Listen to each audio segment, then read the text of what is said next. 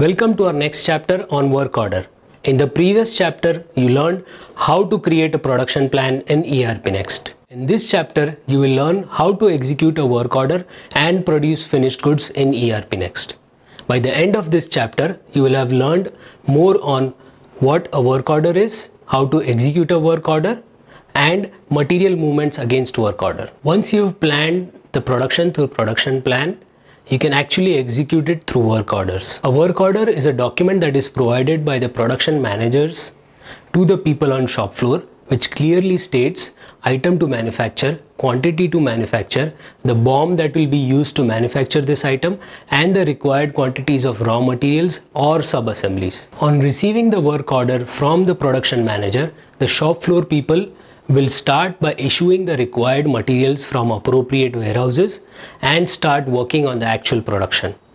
On completion of the actual production, they will indicate the completion of production where the raw materials will be consumed and the finished products will be backflushed or generated. Now let us see how to execute a work order in ERP Next.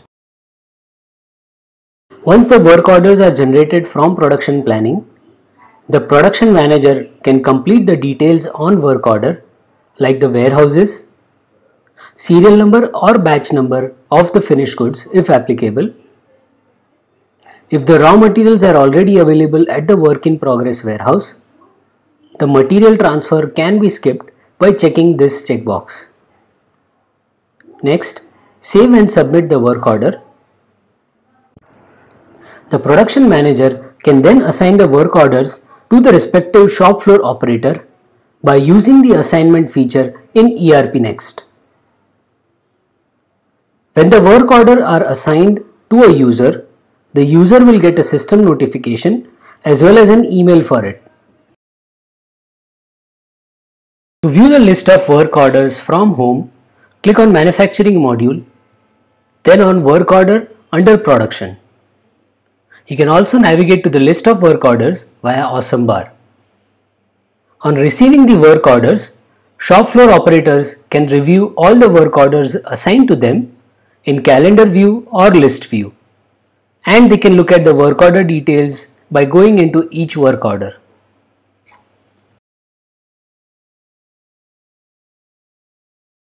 After reviewing the work order, when shop floor operator wants to actually execute the work order, they can click on the respective work order and click on the Start button, enter the quantity for which the work order is being executed.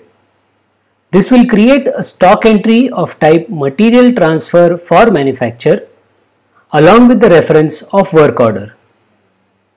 Save the stock entry, review the details and submit the stock entry. At this point, the raw materials are transferred to the work in progress warehouse for the manufacturing process. You can view the impact of the stock entry on Stock Ledger by clicking on the View button and then on Stock Ledger. The quantity is also recorded on the work order required items table as transferred quantity. Also, the status of work order changes to In Process. Once the manufacturing process is completed, it can be recorded by clicking the Finish button on work order. When the Finish button is clicked on work order, a stock entry of type Manufacture is created in the system along with the quantity of raw materials consumed and the quantity of finished goods manufactured. Save the stock entry and verify the details. Once a stock entry is submitted, make sure the correct quantities have been updated in the stock ledger by looking at the stock ledger report from the View button on the right hand top corner. On finishing a work order, the status of work order will change to Completed if all the quantities of finished products are manufactured. Similarly, all work orders related to an item can be finished to complete the manufacturing of finished goods. You can also create a work order directly and follow the same process if you do not wish to use the production planning. You can keep a track of progress of the production plan from the dashboard of production plan, and you can also close the production plan if you no longer want to use the production plan. We hope this chapter helped you understand how to execute a work order in ERP Next. Now what if your manufacturing involves multiple operations in order to manufacture an item? In that case, you would like to record time and other resources spent towards each operation. You can do this by using job card on ERP Next, which we will see in the next chapter.